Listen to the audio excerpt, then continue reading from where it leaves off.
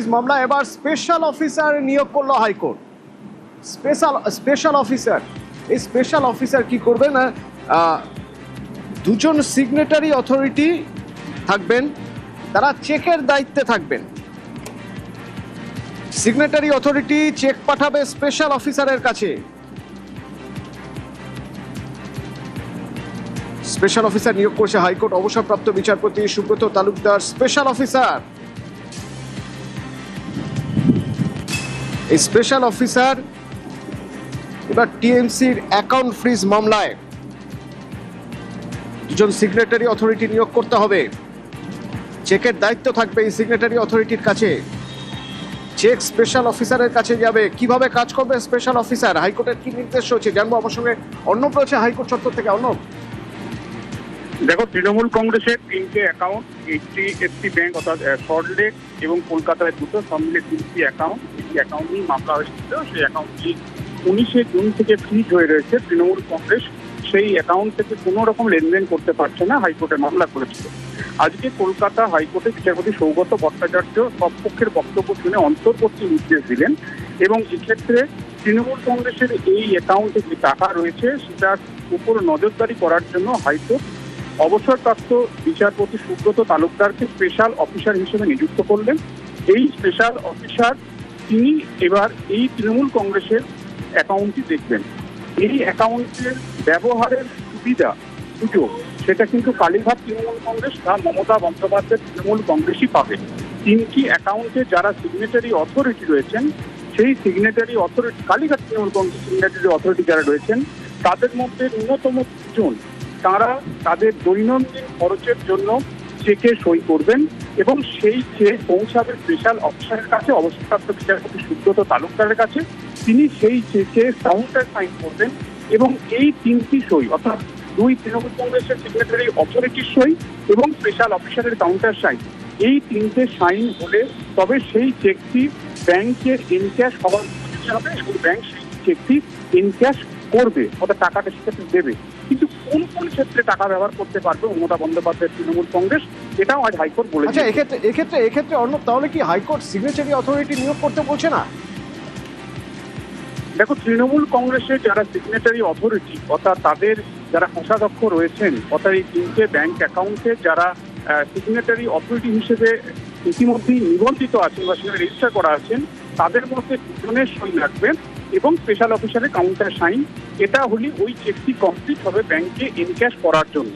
এবং এক্ষেত্রে কালীঘাট তৃণমূল কংগ্রেস তারা কাদের সিগনেটারি অথরিটি করেছে সেটা তারা বলতে পারবে। তাদের 2জনের পক্ষে সই লাগবে এবং তার সঙ্গে স্পেশাল অফিসারের সই। কিন্তু এর পাশাপাশি আরো একটি বিষয় অর্থনীতি যেটা গুরুত্বপূর্ণ, তা হচ্ছে কোন কোন খরচগুলি এই মুহূর্তে কালীঘাট তৃণমূল কংগ্রেস করতে পারবে। সামনেই 21শে জুলাই, আমরা প্রত্যেককে জানি এই 21শে জুলাইয়ের এই যে সভা বড় করে হয় তার খরচ কি করতে পারবে। আজকে আদালত কিন্তু সেক্ষেত্রে কোনো সঙ্গে দেয়নি। এক্ষেত্রে তৃণমূল কংগ্রেস মামলা করে তারা 8 নম্বর প্যারাগ্রাফে তাদের যে আবেদন ছিল সেই আবেদনের ক্ষেত্রে যে প্যারামিটার তারা বলেছিল অর্থাৎ দৈনন্দিন খরচ, এই দৈনন্দিন খরচ বলতে এক্ষেত্রে পার্টির 215 জন কর্মী রয়েছে, এই তৃণমূল কংগ্রেসের 17টা অফিস রয়েছে, সেখানকার মান্থলি যে ভাড়া রেন্ট হয়, এছাড়াও সিকিউরিটি এজেন্সি তাদের কাজ করে, সেই সিকিউরিটি এজেন্সির টাকা, এই সংক্রান্ত দৈনন্দিন যে খরচ তার একটা রাফ এস্টিমেট তারা দিয়েছে প্রায় 1.07 crore অর্থাৎ 1,07,00,000 টাকার মতো সেই টাকাটার খরচ হবে। এছাড়া যিনি এই যে মামলাগুলি যেগুলি হচ্ছে লিগ্যাল এক্সপেন্সেস সেটাও করতে পারবে, কিন্তু এর বাইরে কোনো খরচ নয়। এক্ষেত্রে তৃণমূল কংগ্রেসের কালীঘাট তৃণমূলের আইনজীবী তিনি বারবার বোঝানোর চেষ্টা করেন যে এক্ষেত্রে যেহেতু রাজনৈতিক দলের মিছিল এগুলি তো তার কার্যত অন্যতম অঙ্গ, হাট, কাজে সেটাকে যদি ব্লক করা হয় কার্যত রাজনৈতিক দলকে পঙ্গু করে দেওয়ার চেষ্টা হচ্ছে।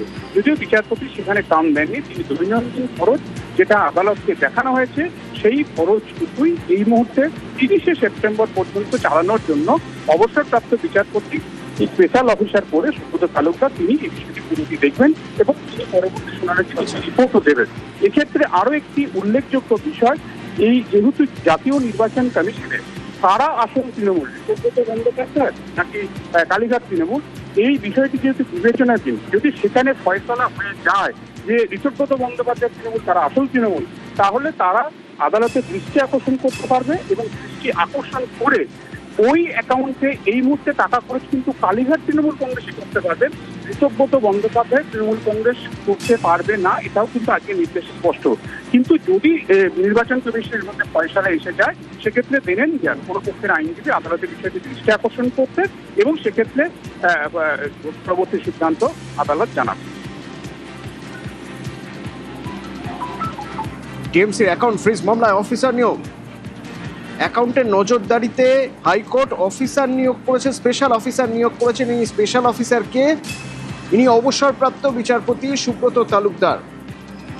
দুজন সিগনেটারি অথরিটি স্পেশাল অফিসারের কাছে চেক পাঠাবেন, স্পেশাল অফিসার কাউন্টার সই করবেন, তারপরেই ওই চেক ব্যাংকে এনক্যাশ করা হবে।